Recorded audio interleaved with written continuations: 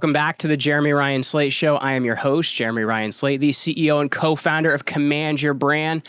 We help our clients to combat cancel culture by placing them on the right podcasts and new media. You can check us out over at commandyourbrand.com.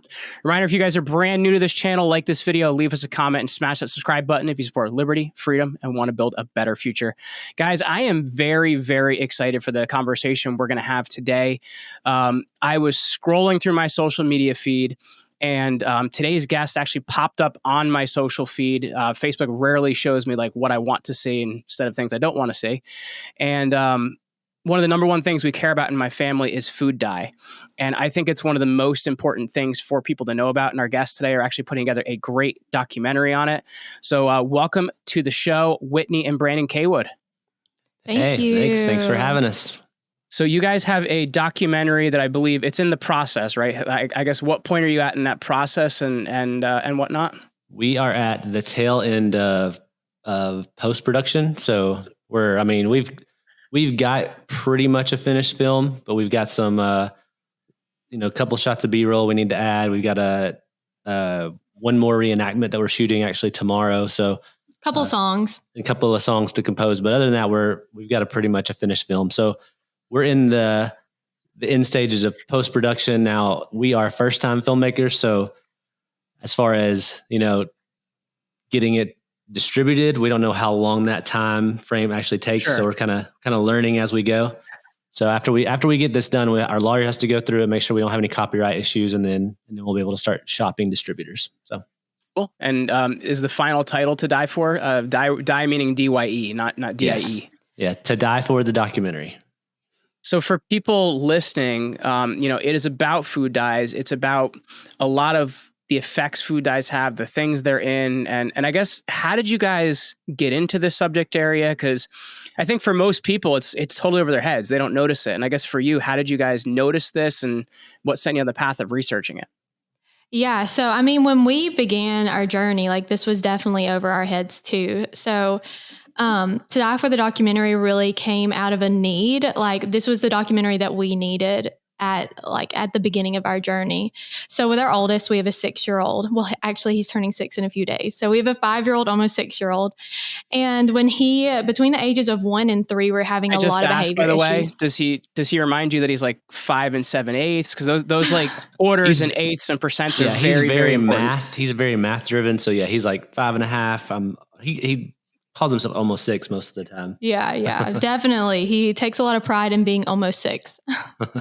Sorry, continue though. No, you're fine. So we, between the ages of 1 and 3, we're having a lot of behavior issues. But I should really preface this by saying he's always been a really smart, sweet, charismatic, kind kid. So it was really confusing because we had a child that didn't have hyperactivity, actually, that could hyperfocus, was very smart, but had a lot of trouble with keeping his hands to himself, aggression, biting, hitting. And, a lot of that, especially with boys, can be relatively normal. And, but what was not normal was the frequency that it was happening. It was happening 2 or 3 times a day. He was hitting us several times a day, and he was doing a mother's morning out, which is a half-day daycare. So from 9 to 11:30, he would go to daycare, and we were having 2 or 3 ride-ups every few days. I was having to pick him up very regularly. And so it got to a point at that school where it was so bad that we were doing behavior therapy. We were consulting doctors. We were just trying our best to figure out how to help our now 3-year-old. And they ultimately gave us kind of an ultimatum, and we had to leave the school. And so it was at that juncture that really something had to change. And so I started searching things that could affect kids' behavior, in the diet. And I found an article that suggested eliminating wheat, dairy, and synthetic dyes. And within 48 hours of eliminating those, we had a completely different child. And wow. To rewind a little bit, we had a child that was really struggling with these things that I described before, but we would occasionally have days where he was like Mr. Hyde. Like he was Dr. Jekyll normally. And then we would have several days where he would be like Mr. Hyde. And we were like, this child is so easy to reason with. He's so calm and we were not having these issues. So we didn't really feel good at diagnosing our 3-year-old. We really felt like it wasn't consistent enough to have like a diagnosis. So we eliminated the dyes. 48 hours later, he was Dr. Hyde the whole month. Dr. So Jekyll. for Dr. Jekyll. Yeah, Did I miss that up the whole time? Dr. Hyde's the crazy one. Yeah. Okay, so he was completely calm for 30 days. The hitting all but subsided. I would say I like to say 98% of our issues were dyes, and the other 2% he could slow down enough for us to like reason with him, talk him through it, and to teach him. Whereas he was pretty much unteachable before. But the most surprising aspect of this is that really the only times he was getting dyes regularly was his daily allergy medicine, antibiotics. So he had chronic ear infections before he had tubes put in.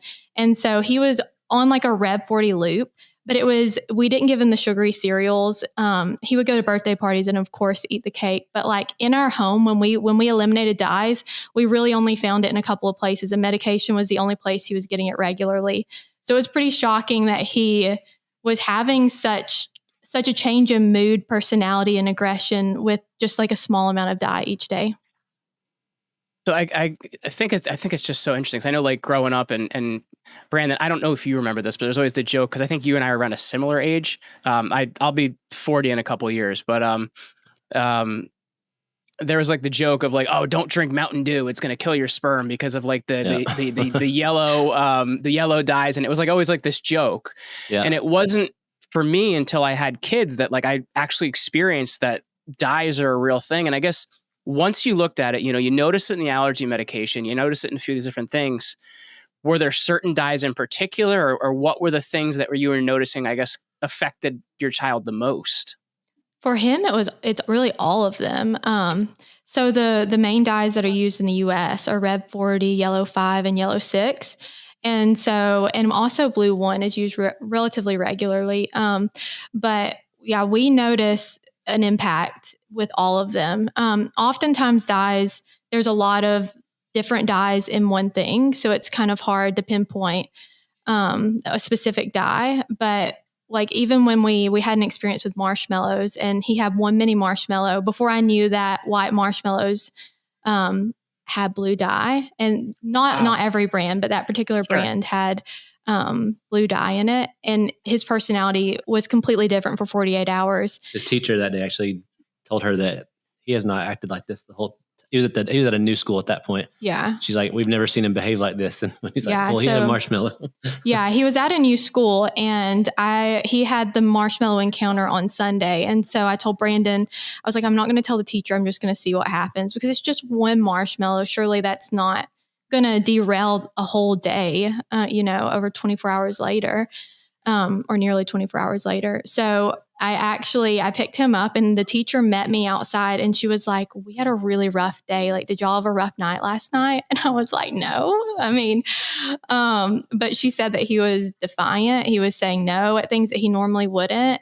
He was throwing things and just really easily agitated with his friends.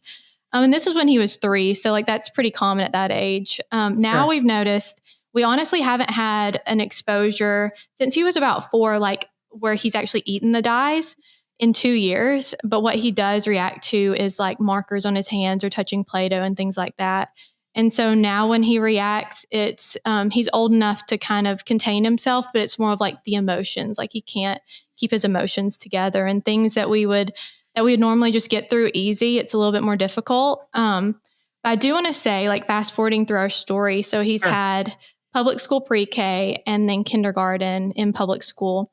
And it has been as flawless as it can be. Like, we don't have an RTI. He's never hit a child. He's never gotten upset. He's never cried in school. He is quite literally like a model child, everything you'd want in a child. So to go from having a child that I thought I was probably going to have to homeschool to protect him and, to also protect other children, to like, he's doing so well, both academically, socially. He's such a kind kid. And that's not everyone's story. Not everyone's story is it's just dyes, but like, that's our story. And that's kind of what led to the documentary. Whitney, Whitney kind of got obsessed with learning about dyes and how is this possible? How do people not know about this? And like, is it just us? Is this like a weird, rare thing? And the more she got into it and the more she researched, the more she found out that, this is pretty common. And around the time that we started talking about doing the documentary, she also started a Facebook group, kind of just a dye Facebook group for families to come there and figure out swaps for your kids. If your kid loves cheesy chips that are normally colored, you can ask, what's an alternative on the group? And so that group like blew up. The group's been around 2 years and we're at 550,000 members in the group. So we like saw that this is it's not as rare as we thought it was. And it actually kind of made Whitney upset that more people don't know about this. She got, and then she just started digging deep. And I will say this too. I was a skeptic in the beginning. Like when she told me she wanted to like take him off a food dye, I thought it was kind of silly. Okay.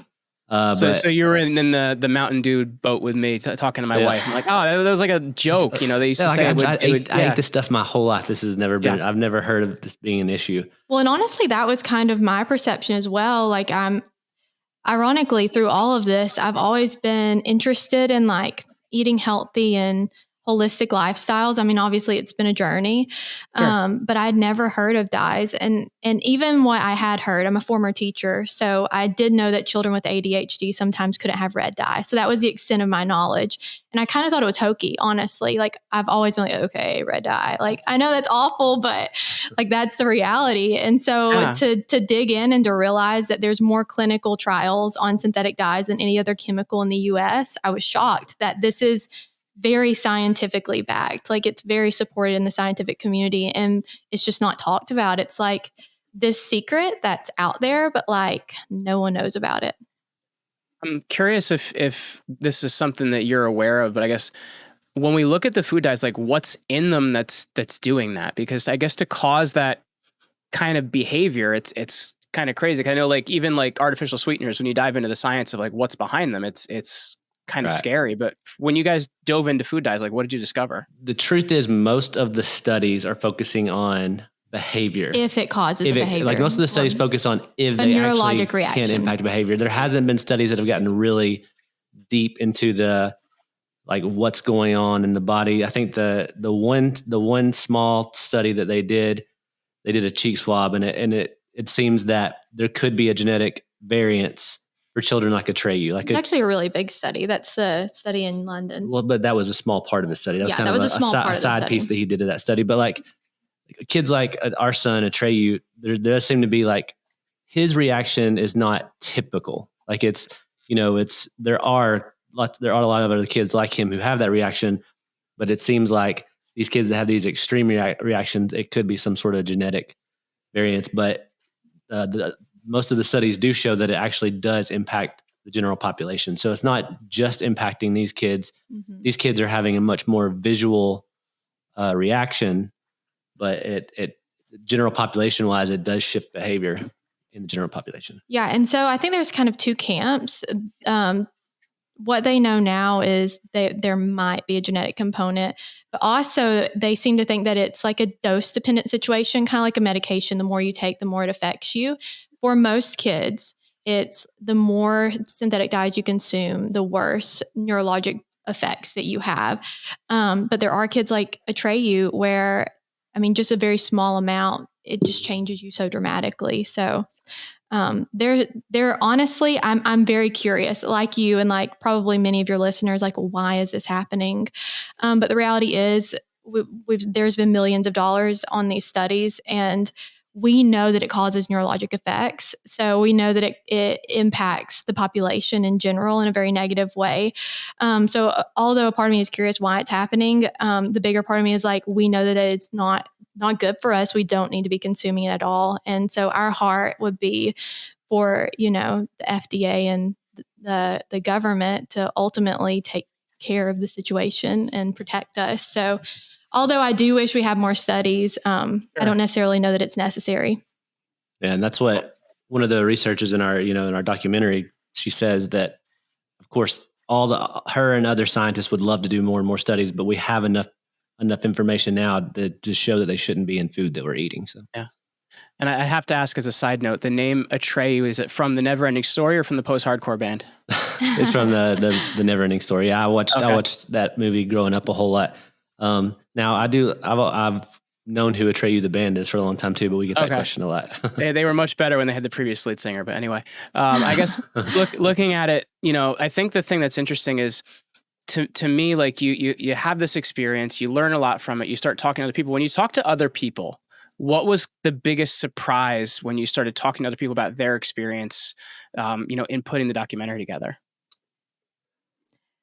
So our biggest surprise about their experience. I think what was so shocking to me would be one, that so many people have had a reaction similar to ours, because initially I kind of felt like I was on an island, and I was kind of, afraid to share our story because it's so unbelievable. I mean, honestly, Jeremy, if you were to tell me that this was your daughter, I would be like, oh, okay. And then I'd be like, is it really? You know what I mean? It just sounds so unbelievable. I would definitely say the amount of people that this is reacting to, or that this is affecting, is definitely something that has shocked me. Well, I think that for me, the thing that's been really cool to see and that's been a big shock is just locally in our city. We started this group, and so a big chunk of that group is people in our city, and we've seen like a shift in our local school system. We went to our daughter started she's a Mother's Morning Out program this year, and like 3 of the kids in the class don't eat dye. And so like we've kind of seen this cool little ripple effect, and we've personally like had experiences where somebody has tagged us in a post on Facebook because they're having issues with their kids, and we're like, you should give eliminating dyes a try. And we've had like people who say that it's changed their lives. It's like that when you go from this point of being like hopeless, you can't figure out what's going on with your kid, and you don't know what the future looks like, and then you're able to eliminate this small little thing out of their diet, and all of a sudden, it just alleviates that pressure. Like it's life-changing for people. And so it's been cool to see that happen multiple times. And it kind of just gives us like, it gives our story validity to see that it's happening to other people. And then to get into this documentary and talk to all these researchers who have been studying this stuff for years, it kind of gives us more concrete that what we're seeing and what has happened in our family is a real thing, and we just want more people to know about it. And I think you have to wonder as well, like, I guess how many misdiagnoses are out there? I don't mean from food dye. I mean from like kids that have been diagnosed from other things, and maybe they're on a medication of some sort, or they're on a behavior program, and like it's not improving. And I'm just curious if that's something that in your conversations you guys saw come up a lot, like people that they just could not figure out how to help their kid. Mm-hmm. Oh, for sure. And I mean, that was personally the path we were going down. Like, we had several referrals from our doctors to go ahead and get an evaluation at 3. And then also from the school that he was previously at, they wanted to start an RTI on him, which is a plan that would follow him from 3 to 12th grade. For people that don't know what an RTI is, could you just explain? So an RTI is response to intervention. So that's a plan that you would start. And for him, it would have started at age 3 and it would follow him through 12th grade. So it would be something that each teacher would get, and they would see it would have likely a diagnosis and how to proceed with that child and how to best serve that child. So in a lot of instances, it would have been really helpful. But for us, since we had those days where he was so different and so easy to reason with and just a completely different child, we didn't feel like a diagnosis fit him, especially at 3. Like, we had plenty of time to figure that out. And of course, now he has no diagnosis, and that would have been wrong. But anyways, to get into the science, the most authoritative report that we have today in the entire world is the California report. So it's the WEHA. So it's scientists, academicians, toxicologists. The Office of Environmental Health Hazard Assessment, WEHA. So I appreciate that, because I'm like kind of like what does that acronym mean type of guy.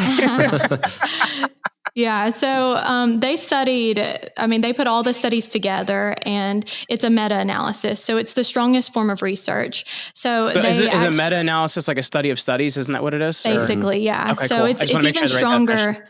Yeah, so it's even stronger than just a study on 200 children. They can bring together the studies like, okay, these don't mesh together, so let's throw that out. These complement each to other. see a correlation and to make sure that it's, across the board.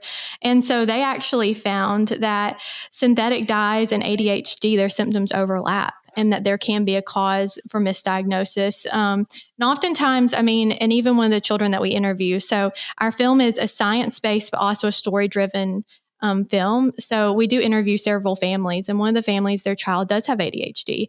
But what happens is the ADHD and the dyes kind of compound. And so it worsens things, or the dyes are creating those ADHD type symptoms like it was kind of in our child. He didn't really have the hyperactivity, but like the aggression. That's the diagnosis we were likely looking at. But so what they found is the neurologic effects that are happening in children that they're seeing from all those studies and from this meta-analysis include hyperactivity, inattentiveness, restlessness, and sleeplessness, irritability, and aggression. So, if you have a child that has those symptoms, you would assume, they might have ODD, they might have ADHD and even autism. But also what we're seeing is that, so you have like maybe a true diagnosis here, and then you put on the dyes, it's just making it so much worse. And so for families, the aggression and the attentiveness and the sleeplessness, like that's causing so many more issues. So it really helps families get to the root of the cause once you remove the dyes if your child is reactive. And what's crazy is a big portion of the medications for these diagnoses also have dyes in them. So it's like, you're adding on top of the issue. So in our documentary, there's one of the ladies had a story where she wanted they were on a ADHD medication, and it was white, so it didn't have dye, but he needed to go up to a 2 milligram because he got bigger. But the 2 milligram did have dye, and so they had to go back and forth with the pharmacist and the doctor to get 2 1 milligram pills for him to take. Oh my gosh. Versus just the 2 milligram, but they thought, they're trying to get more pills so they can, I don't know, sell them or whatever. But and she's also a single mom, so she's having to pay like oftentimes for other prescriptions to pay like a compounding pharmacy. And so like there is obviously some cost there, especially with medication and candies. In other instances, you can buy the generic brand and it's cheaper. But with children that are like medically dependent on medications, oftentimes like you don't have a generic for that. So like you have to take that medication. And so one of the stories that really like shook me to my core and really gave me so much motivation and fire is a mom. She messaged me and she was like, my child is very reactive to dyes. Red 40, she has like an allergy, like an external allergy with hives and throat swelling and things like that. But she also has like a behavioral reaction, but she has epilepsy. And with epilepsy, anybody that's familiar with it, each time you have a seizure, it impacts your brain in a very negative way. So that's a big deal. Like you can't just not take epilepsy medication. And the epilepsy medication that's covered by her insurance has Red 3. And she can't pay to get it compounded because it's over $1,000 more. And she said, I can't do that without getting a second job. So I have to give my child a medication with Red 3. And Red 3 is particularly damning because we know in 1990, the FDA themselves found that it causes cancer in animals. So like, oh my gosh. I'll let Brandon, actually, why don't you expand upon that? If you have research, why would you keep using something? I don't understand. Yeah. I can give you the Red 3 Brandon's story. good at Brandon's our Red 3 guru. So I think it was around 1960 that the FDA put the dyes that we have now on like this temporary approval list. And companies could petition the FDA and request permanent approval. And so they did that with Red 3. The food and ingested drug industry did that in 1969, I think. And got permanent approval on Red 3. For whatever reason, cosmetics and externally applied drugs petitioned the same year, but the FDA required them to do more testing. And so, long story short, decades testing, get to 1990, there's a study. I'm not sure if the study happened in the 80s, and it did. Yeah. I think the study happened in the 80s, but come 1990, there was a study where they fed Red 3 to animals. They fed it to them, so they ingested it, and it caused tumors. And so the FDA banned Red 3 in cosmetics and externally applied drugs, but it was already permanently approved in food. So for 34... So you can't put it on your skin, but you can eat it. Yes. Exactly. So for 34 years, the FDA has been saying they're going to take steps to remove it from food, but they've drugged their feet on it. And so last year, it's usually the reverse, by the way. It's usually like, okay, it's topical, but just don't eat it and keep it out of reach of kids. Exactly. Yeah. But so last year, California actually was the first state to go ahead and ban it on their own. So it is now banned in California. Companies have until 2027 to actually take it out of products. But I think there's like 10 other states right now that have similar bills like in the process. And it's also important to point out that same year, CSBI, which is an organization we work closely with, CSBI is one of the organizations that have petitioned these states to ban Red 3. They've also petitioned the FDA to take it off, like nationwide, and they're just dragging their feet. Like they've made so much more headway in the states than nationwide. And a lot of people get frustrated. They're like, why just Red 3? Why not Red 40? But the reality is this regulatory stuff, it takes so long, and they have tried. Like they've tried twice to put a warning label on synthetic dyes, much like they do in Europe. And it's just like, it's very difficult. And we feel like a missing piece to the puzzle is awareness. I don't think that people know that they should care about this. I don't think people know that this is an issue. And so we're hoping that our film is an easy way to digest the science. We've interviewed world's leading researchers all over the US and in London. Very, very sound stuff. And our stories, complement those really well. And so we're hoping that this can set a level of virality and that people are talking about it, but also that people know, like, this is something I should care about. This is something I should be writing my politicians. This is something I should be writing my school board about. And so we're hoping with that, it can help obviously spur on some policy change. So let me ask you this. And once again, so I'm speaking for myself when I say this, I'm not giving an opinion for you guys, but I know when we look at regulation in food and drugs and things like that, I guess part of the problem is how bought in regulators are sometimes to the things they're actually regulating. And I don't is this something you guys have seen in food dyes, or is it not something you guys have seen in food dyes? What are your thoughts on that? There's definitely pressure there. I mean, money rules the world ultimately. And so our take on that is the senators that we've interviewed, that we interviewed in California, he said that he had a lot of industry pressure to take the bill down. So I do think that definitely is. I think that if he would have been a weaker man, that would have swayed him, but he cared more about people than big industry. So I definitely think that has a part in it for sure. Yeah, I think that there is a lot of industry opposition. And so they're making a lot of noise.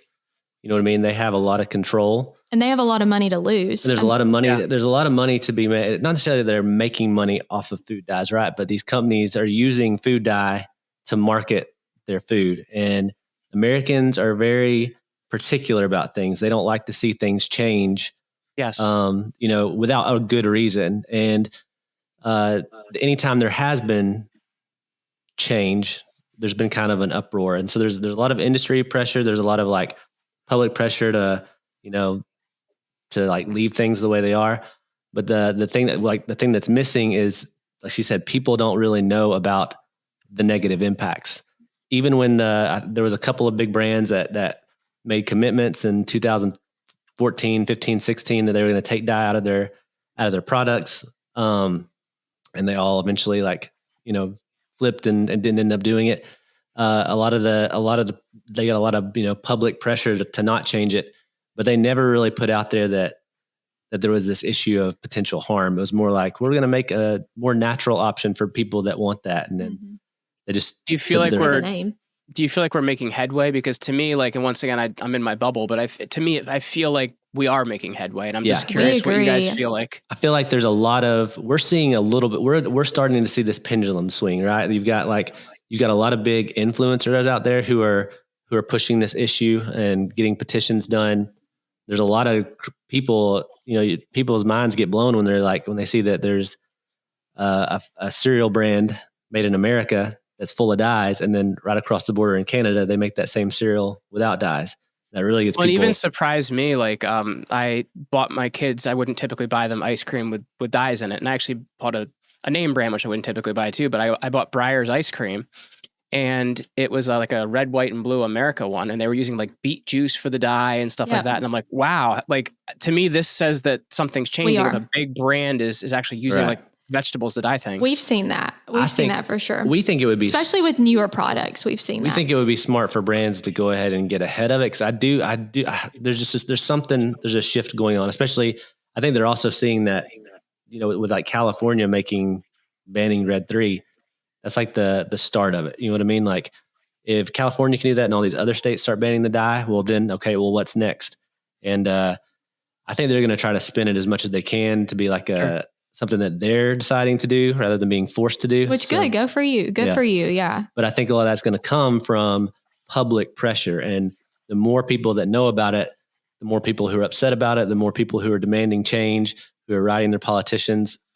In our documentary, Senator Wachowski from California, he said like, you get a couple of letters here and there, you probably don't pay that attention. You start getting multiple letters of people with like this real core like need and want for change, then you start to pay attention, and the public, we have power if we decide to use it. Absolutely. Well, for people watching, I know you've done a lot of self-funding for this film. You've also raised a lot of money for this film. So for people watching, if they want to, see it when it comes out, or if they want to get involved in helping you guys or whatever it might be, get involved in your movement in some way, like how can people connect with you guys, or how can they get involved for people out there listening? Yeah, so I would say the best way to get involved would be, one, to obviously follow us on social media. But I would say the most important thing you could do is to go to our website, To Die for the Documentary, and you can subscribe to our. We have a different one, don't we? For the you can subscribe to our. You can subscribe on there, or I think we set up one for this podcast stuff. That's right. What is it? Is To Die for the Documentary /podcast.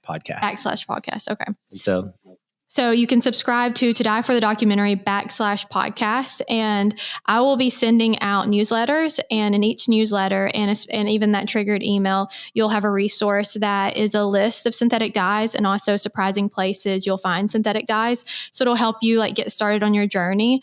But also, if you want to get involved in the policy change, and if you want to learn how to, address this with the school board, we're going to be making templates and some resources to help families and parents to really get involved and to be a part of the change. Yeah, we'll have all that stuff hopefully by the time the film is out, because that'll be part of our call to action in the film. And so, the best thing to do is to get on that email list and keep up to date and with the film and keep Very people cool. up to date. Well, Whitney and Brandon Cawood, I appreciate you guys doing this. And as I said in the introduction, like what you guys are doing is something that really, really matters to me personally. So I'm just excited to see that you guys are out there, excited to see you out there helping. And thanks for joining me today. No problem. Thank you. Great to be here. And for those of you guys watching, don't forget to like this video, leave us a comment, and smash that subscribe button if you support liberty, freedom, and want to build a better future. I'll catch you guys next time.